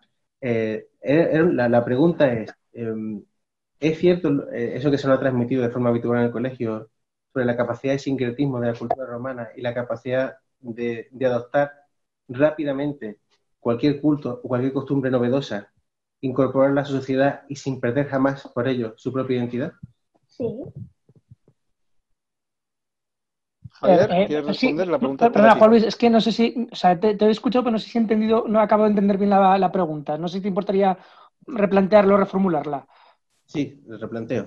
Tradicionalmente, Sí. a la hora de estudiar en la EGB y posteriormente también, es muy habitual la idea de que la cultura romana adoptaba sin problemas las costumbres y los cultos de los territorios que conquistaba, que se incorporaban al imperio y en ningún momento pusieron en peligro la propia identidad del imperio. Hablamos de cultos orientales que fueron muy relevantes y personas dentro de esos cultos fueron muy relevantes, como el culto a Mitra, por ejemplo, que es un culto de devoción oriental, y que Roma tuvo la capacidad o los ciudadanos romanos tuvieron la capacidad de entrar en esos cultos, de abrazarlos, sin que nunca se pusiera en riesgo la identidad del imperio. Eso es... Sí, Juan Luis, yo no creo que sea la persona más indicada para poder responder esta pregunta, porque creo que es más para un politólogo, un sociólogo, un historiador. Porque yo, al fin y al cabo, soy jurista. Pero hasta donde, por la parte que yo comprendo, pues a ver, los romanos no eran tontos. O sea, y esto no es simplemente quiero decir, no es un eslogan, no es una frase hecha. Cuando ellos, no es que ellos, digamos, absorban o adquieran cualquier identidad cultural de aquel territorio al que descubren o que adhieren al imperio, sino que ven que puede haber aportaciones que les hace avanzar en su propia civilización y las adoptan. Imagino que habría muchas otras costumbres que no les vendrían para nada, que no serían interesantes o que no serían afines o les perjudicarían, que imagino que pues también las erradicarían, ¿no? O sea, es decir, tampoco, vamos a ver, tenían miserias muy similares, por no decir las mismas miserias que las que podemos tener también hoy en día, pero insisto, yo no soy el más indicado para responderlo. Ahora, sí que creo que desde luego, claro, la segunda parte de la pregunta es lo que no acabo de entender muy bien, es decir, que esto lo hiciese Roma, no sé si solo quieres decir que hay una similitud con lo que podemos hacer actualmente en Europa. Vamos a ver, yo creo que desde luego Roma era un punto de encuentro y como he dicho, absorbía aquello que consideraba que le podía hacer avanzar y desechaba aquello que le podía hacer retroceder como civilización. Yo creo que hoy en día Europa es algo muy similar, es decir, nosotros por naturaleza, por nuestra sociología, por nuestra identidad, no rechazamos de forma frontal aquello que puede venir del exterior. Hay movimientos que sí, que lo rechazan, lo habéis mencionado también vosotros, pero yo creo que podemos adoptar o podemos, digamos, convivir con aquellas identidades que nos vienen de fuera, pero evidentemente para poder convivir con ellas de una manera pacífica también conlleva que conozcamos muy bien cuál es nuestra identidad, cuál es nuestra cultura y cómo podemos identificarnos con ella, ¿no? Pues que es un tema muy, muy complejo y además que está ligado también con lo que acaba de comentar María. Es decir, es que al final parece que que tenemos que sentirnos identificados con o estoy a favor de este movimiento o automáticamente estoy en contra, cuando realmente, vosotros lo sabéis bien, aquí tenemos grises, ¿no? Y esto tampoco es cuestión de hablar de entelequias o de un mundo maravilloso, sino es que realmente es posible, es factible, es difícil por muchos motivos que vosotros también conocéis y los politólogos Pedro, Javier Santamarta, etcétera, nos podréis hablar de ello, ¿no? De todos los intereses que hay detrás de ello, pero bueno, estos pequeños foros nos ayudan a eso, ¿no? A poder convivir con ello y poder avanzar. Bueno, mi pregunta iba dirigida a la idea de generar un modelo de relación con otras culturas. Sí. Que es al tema que planteamos. Bueno, es que ya existe, y de hecho, si queréis, mira, esto también es un tema que podemos, por eso he dicho que esta reflexión es para tratar algo de este curso, yo hablo por cursos, no por años, con la romanidad y divulgadores de historia, pero precisamente es lo que nos está ocurriendo actualmente con China. O sea, realmente China tiene un modelo de divulgación, un modelo de expansión, digamos, que choca frontalmente con la idea que tenemos en Europa de globalización. Chocamos frontalmente. Claro, la cuestión es que China, igual que hace Rusia en ciertos aspectos, hace un juego sucio. Es decir, que es el tema de la inversión económica y de meter dinero o de inflamar dinero donde nosotros, por nuestra propia naturaleza también, no lo hacemos, ¿no? Es decir, nosotros no compramos, nosotros no pagamos traidores, ni compramos favores, ¿no? Pero China sí lo hace, por ejemplo. Este es el tema que vamos a tener que en los próximos meses que ver, desde luego. Es interesante eso de las relaciones entre las diferentes culturas. Y bueno, yo añadiría a lo que ha dicho Javier una cosita más, Juan Luis, es que los romanos siempre adoptaban lo que les interesaba de otras culturas, por eso, porque les interesaba, pero añado una cosa más, y el circo es un magnífico ejemplo de ello, ¿no? Lo reinterpretaban, lo ajustaban a sus necesidades y le sacaban el éxito. No tiene nada que ver las carreras de carros griegos que tienen ese origen, como estoy diciendo, griego, que llegan a través de los etruscos a Italia, con lo que luego hacen los romanos, o sea, que hacen el mayor espectáculo del mundo, ¿sabes? Ese es el espíritu romano, es decir, sí, esto me sirve, pero espérate, lo adapto a mis necesidades, lo mejoro y lo lanzo como modelo de éxito. Y yo creo que eso también es una gran clave del éxito que tuvo la civilización romana y de cómo ha podido llegar hasta ahora, el sentido práctico de las cosas y del espectáculo y hacerlo todo a lo grande. No quiero ir un poco más allá. Hecho, ¿algo más, Juan Luis? Dime, perdona, Javier. No, que iba a decir, Federico, que de hecho cabe apuntalar que las dos únicas, digamos, o las dos, no me gustaría utilizar la palabra cultura, ni tampoco organizaciones, vamos a hablar de instituciones, ¿no? Pero las dos ideas que más han perdurado en la historia, como bien sabéis, en la historia que conocemos, quiero decir, es Roma y el cristianismo. No digo el catolicismo, digo el cristianismo. ¿Por qué? Precisamente por eso, por su capacidad de adaptación. O sea, es que lo has dicho, lo has definido perfectamente, ¿no? Pero simplemente era por apuntar la idea que has lanzado, Federico. ¿Algo más, Juan Luis? Solamente Valentín, que hace su aportación. Hola, yo soy romano. Bienvenido al club, yo también. Claro que sí. Cada uno es lo que le da la gana. Si me permites un momento, Fede, nada, un minutito, ¿eh? Sí. Es para responderle a Juan Luis porque ha puesto un ejemplo muy claro que es el culto a Mitra, por ejemplo, ¿no? El dejar claro el tema este, ¿no? La absorción de otros cultos, que en esto Marco, que es una eminencia en tema religioso, podrá asimilarlo, ¿no? Una cultura como la romana que asimile un culto de Oriente porque es popular, porque lo hacen los soldados son la cúspide, la base, uno de los pilares del imperio, pues para mí ya es un símbolo de que no eran ni mucho menos... es decir, que no despreciaban lo que venía de fuera, sino que asimilaban lo que les interesaba. Y en este caso el culto a Mitra, por ejemplo, fue un culto popular, un culto religioso, muy fomentado por la soldadesca, que acabó marcando un poco el devenir de la propia sociedad romana. Entonces, para mí eso ya es una idea muy clara de lo que tú has dicho. Yo entiendo que el ejemplo que ha puesto Juan Luis es bastante acertado, pero se puede extrapolar a muchos aspectos de la sociedad romana. Simplemente hacer esta mención porque el ejemplo del culto a Mitra para mí es esencial para poder entender este concepto o esta pregunta que él nos formulaba, que yo creo que iba por aquí más o menos. Cierto, totalmente de acuerdo. José Ramón, perdona la tardanza, ha llegado tu turno de hablar. ¿Qué quieres plantearnos? José Ramón. Todo del nacionalismo y Y es cierto que ese nacionalismo que se ha utilizado sobre todo a partir del siglo XIX, pero que se sigue utilizando hoy en día, y muchas veces no con un fin nacionalista, sino como un costumbrismo. Yo vivo en Valencia y la verdad es que cada vez que paso por la Plaza de la Virgen y veo esa gran lápida o esa gran piedra en la cual dice que Valencia fue fundada en el año 138 por el cónsul Junio Bruto Gálico, a los eméritos o a los soldados que habían luchado en las guerras de Lusitania, cuando realmente no existe ningún dato totalmente que corrobore eso. Entonces, claro, me veo a los de Valence de Francia, del sur de Francia, que ellos se autentifican como esa Valencia, y a los de Valencia de Alcántara, que dicen que son ellos, y a los de Valencia Dominio, que dicen que son ellos, y a otras cientos de Valencias o Valentias que se crearon en el mundo romano.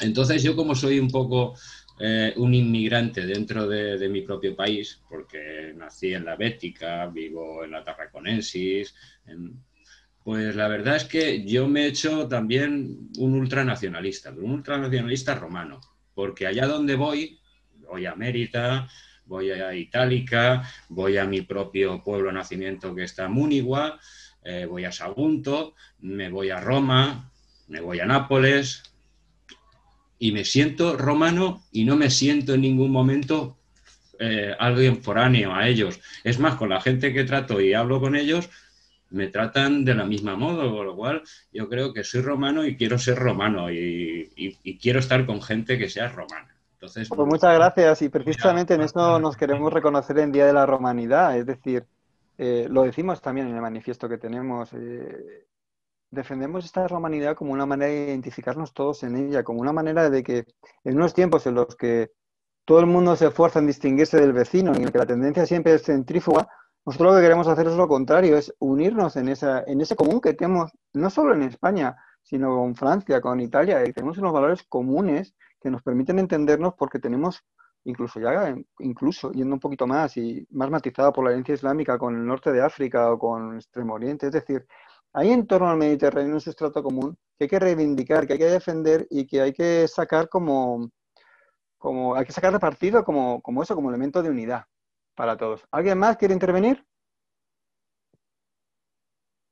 ¿Alguien más? Bueno, pues entonces vamos a dar por finalizado el acto, vamos a darle entrada a León, que quería cerrar con unas palabras. Creo que Fernando y Emilio querían intervenir, han levantado la mano. ¿Quién? Fernando Vanegas y Emilio Campomanes. Y Adrián. Fernando, adelante entonces. Sí, no sé, ¿se me oye? ¿Se me oye? Sí. Se te oye y se te ve perfectamente. Gracias. Bueno, llegué tarde al programa, pero bueno, es importante. Después va a intervenir Emilio, que seguro que más autorizado que yo puede decir las cosas. ¿Qué entendemos por romanidad? Pues romanidad es esa aculturación que Roma pretendió para uniformizar en cuanto a escultura, pintura, cerámica, derecho, lengua, religión.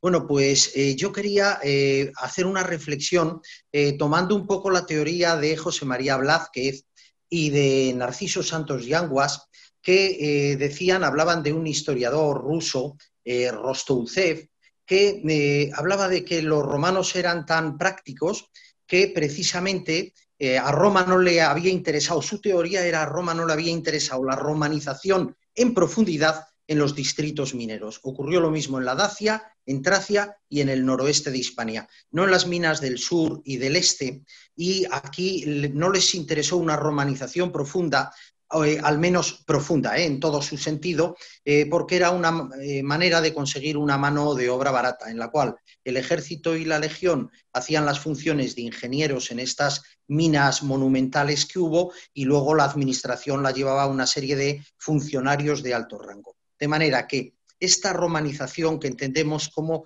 una uniformidad de todo el territorio hispano, no se debió solamente y no se fue haciendo progresivamente con la conquista, sino que en estos territorios del noroeste, por lo menos es la teoría de José María Blázquez y de Narciso Santos, que se pretendió voluntariamente tener un poco retenida por vía de que les era mucho más rentable tener la mano de obra indígena.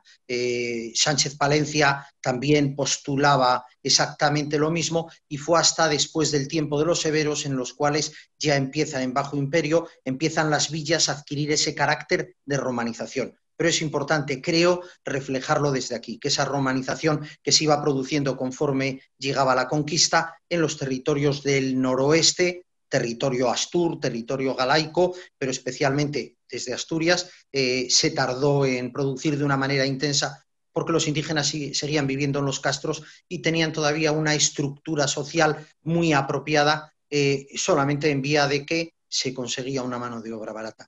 Era mi participación. Creo que Pues muy Emilio interesante. seguro que Muchísimas dice gracias, ahora algo Fernando. mucho más interesante. Sí, Fuerte ahora abrazo. va a hacer un fuerte abrazo. Muchísimas gracias, Fernando, y un placer hablar personalmente contigo después de tanto tiempo viéndonos en redes.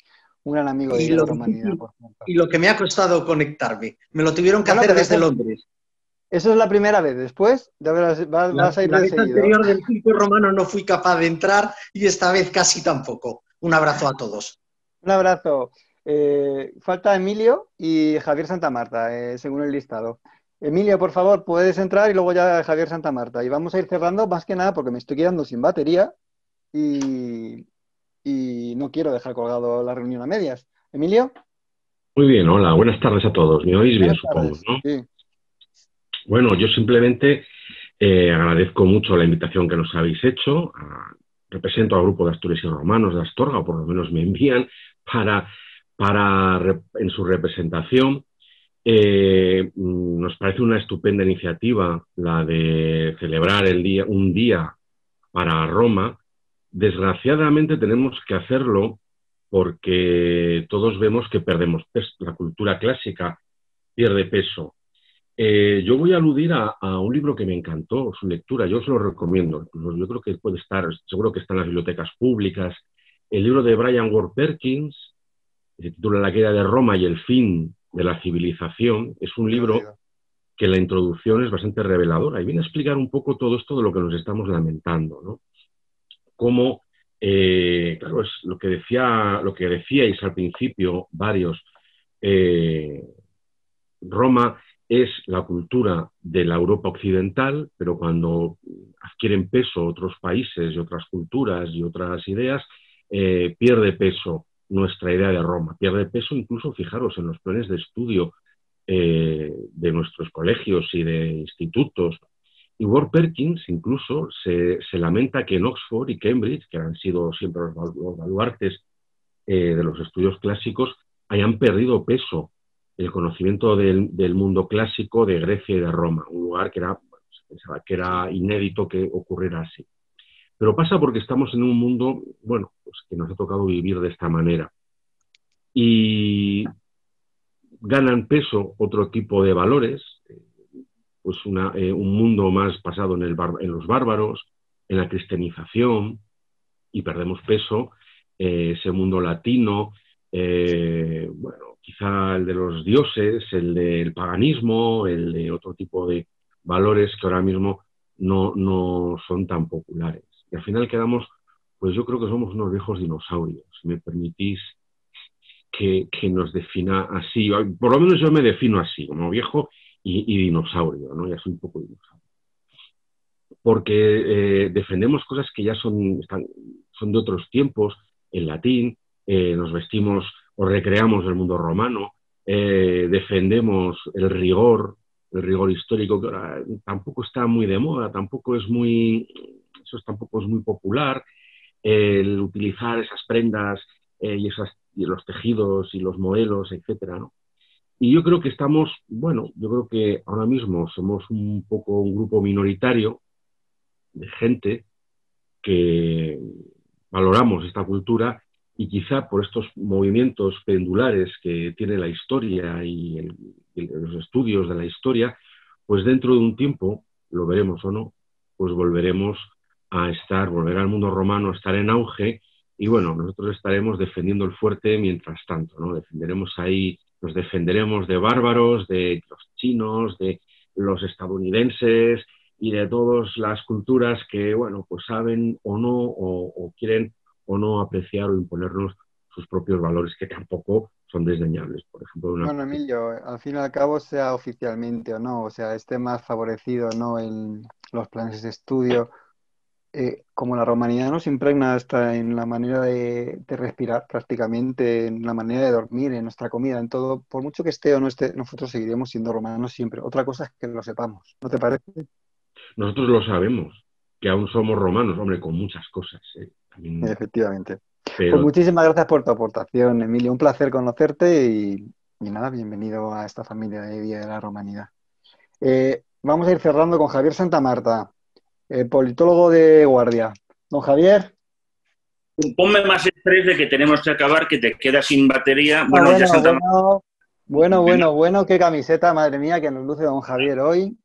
A ver si aprendéis a vestir en condiciones para cuando lleguéis a estos eventos, de verdad.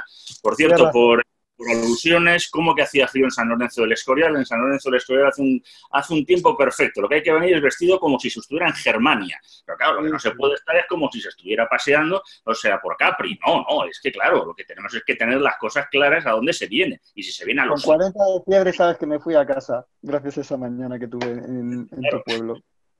En cualquier caso, simplemente, y ya que andamos muy, muy corto de tiempo y sabemos que no hay nada de tema, en fin, de discusión sobre el tema de los divulgadores y la educación, los historiadores, qué más da. Yo recuerdo que yo entré en el mundo romano por un jurista y un periodista llamado Indro Montanelli y por un bioquímico llamado Isaac Asimov. Y luego por unos señores como estos que descubrí mucho tiempo más tarde que estos no iban vestidos así en la época de César hasta mucho más tarde. Me da igual, a mí ya Roma me enamoró y me entró por ahí. Mientras que la gente siga pensándose que cogiéndosela con papel de fumar directamente hay que irse a Mons, a Gibbon, pues no iremos bien. Y yo creo que este grupo y lo que está haciendo y la magnífica obra que va a salir de Apurbe Condita, esto va a ser, el pelotazo de la temporada. ¡Hala! Muchísimas gracias. Muchísimas gracias, eso esperamos. Seguro que sí. Si lo es en parte, también sabes que es por culpa tuya, que fuiste uno de los coordinadores literarios coordinadores no, supervisores literarios de un tercio de esa novela. Así que muchas gracias desde Divulgadores y Día de la Romanidad por tu trabajo. Nada, pues para mí un placer. Muchísimas gracias. Bueno, pues nada, voy a dar paso ya a León Arsenal para que vaya dando cierre a esta corta y breve reunión. A mí por lo menos se me ha hecho corta y breve. Ya digo que si la tenemos que cerrar es porque me he quedado sin batería prácticamente en el móvil. León, adelante. Gracias, Federico. Bueno, pues efectivamente me toca a mí cerrar recapitulando lo que fue el comienzo. Una pregunta, León, antes. Sí, ¿por qué el 4? Porque al final estamos celebrando la Romanidad y no hemos explicado por qué 4 de septiembre. Pues ahora lo explico enseguida, porque, como iba diciendo, me toca a mí cerrar este acto hablando del principio del Día de la Romanidad. Por el Día de la Romanidad, bueno, pues nace hace 3 años y, bueno, pues nace de una reunión que tuvimos Federico Romero, Pedro Villanueva y yo, a partir de una idea que yo tenía y cuajó rápidamente y entonces decidimos lanzar un día para celebrar la romanidad, esos vínculos comunes, ese acervo común que compartimos con muchos pueblos del Mediterráneo. A partir de esa idea inicial contó con factores favorables, que fue que, existía Divulgadores de la Historia y por ahí rápidamente prendió la idea muy bien y la gente se puso a trabajar pro Día de la Romanidad. Y luego, curiosamente, territorios que yo tenía más miedo, y creo que no solo yo, prendieron muy bien. Por ejemplo, en las universidades, los círculos académicos, yo tenía cierto reparo, en concreto yo supongo que otros, cierto reparo de cómo podrían los académicos recibir una iniciativa así, pero la verdad es que fue muy bien recibida y enseguida se empezaron a organizar actos en determinadas universidades y tal. Y hemos recorrido un camino de 3 años que ahora toma un giro debido a la pandemia que ha obligado a cambiarlo todo, a variar totalmente nuestras estrategias de futuro. Entonces el Día de la Romanidad también tiene sus problemas y es que todavía es muy joven y hay cosas que la gente no acaba de entender o se equivoca. Por ejemplo, Siento desilusionar o corregir a algunos de nuestros invitados, pero esto no es el Día de la Romanización ni el Día de Roma. Eso ya existe. Pero aquí lo que estamos celebrando, sobre todo, es la pertenencia a una cultura entendida como un contexto con elementos comunes. Porque nosotros venimos de una cultura común que fue Roma. Nosotros somos los herederos en muchos sentidos. Nuestra arquitectura administrativa, como demuestran los eruditos, o nuestra arquitectura legal, es una heredera de la romana, porque cuando los bárbaros conquistan o se apoderan o administran los antiguos territorios romanos, descubren que sus organizaciones tribales y sus derechos constitucionarios tribales no les valían para gobernar amplios territorios y recurren a la arquitectura administrativa romana y al derecho romano. Es un ejemplo. Cuando hablo de cultura no hablo de este sentido alemán que va a dar lugar a ciertos nacionalismos siniestros, no. Yo lo que hablo es que voy a Marruecos y curiosamente encuentro elementos muy ajenos a mí, pero encuentro también elementos comunes. Eso es una cultura entendida como un contexto donde se desenvuelven los seres humanos. Entonces, el Día de la Romanidad tenía como vocación 3 objetivos. Una, poner en valor todos esos elementos comunes de esta cultura común, cultura, repito, como la acabo de describir. Y eso es, sí, la historia y el patrimonio arqueológico, pero también es el derecho, también es la gastronomía, también es el vino, también es el aceite, también son los seguros, también son 1000 elementos que hace que las distintas culturas del Mediterráneo seamos como las ramas que nacen de unas raíces comunes que son los romanos. Esa es la primera. Patrimonio inmaterial, ¿te refieres? ¿Perdón? El patrimonio inmaterial, ¿te refieres? Sí, ¿no? Y toda la herencia que hace que podamos reconocer en una serie de elementos, nos podamos todavía reconocer, a pesar de siglos de historia divergente, gentes que fuimos parte de lo romano. Nosotros, esto es la romanidad.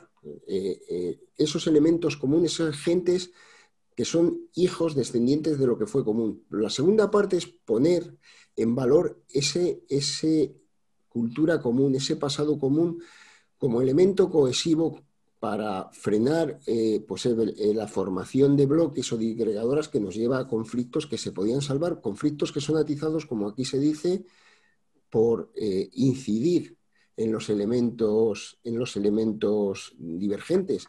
Las divergencias pueden ser folclóricas. Por ejemplo, en Madrid, los que vivimos al otro lado del M30, algunos nos consideran menos de Madrid que los que viven dentro del M30. Eso puede ser un chiste, pero llevado al nivel de las naciones puede ser aterradoramente conflictivo.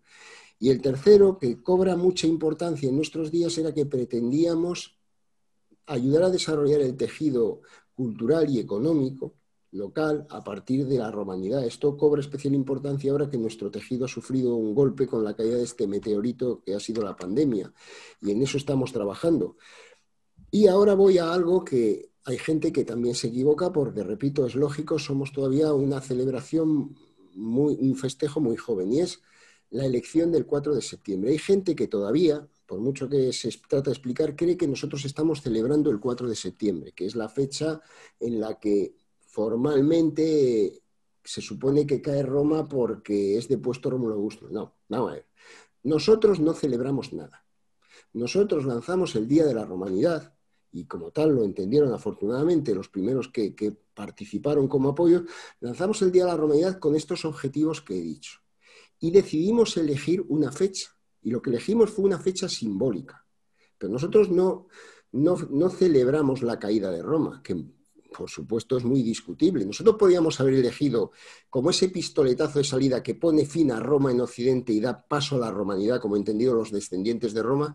Hombre, podíamos haber elegido la coronación de Carlomagno, porque formalmente ahí va a aparecer el Sacro Imperio Germánico, que ya niega la autoridad del emperador de Oriente y dice que hay un emperador en Occidente. Podíamos haber elegido 40, no, pero elegimos una fecha simbólica. Entonces, para aquellos que nos oigan y no nos perdamos, no estamos celebrando el 4 de septiembre. Nosotros elegimos una fecha simbólica y además, para honrar, digamos, a estos de los que nos consideramos herederos, que los romanos, es una fecha teórica. Luego el Día de la Romanidad se celebra en cada pueblo, se celebra donde la gente le viene mejor.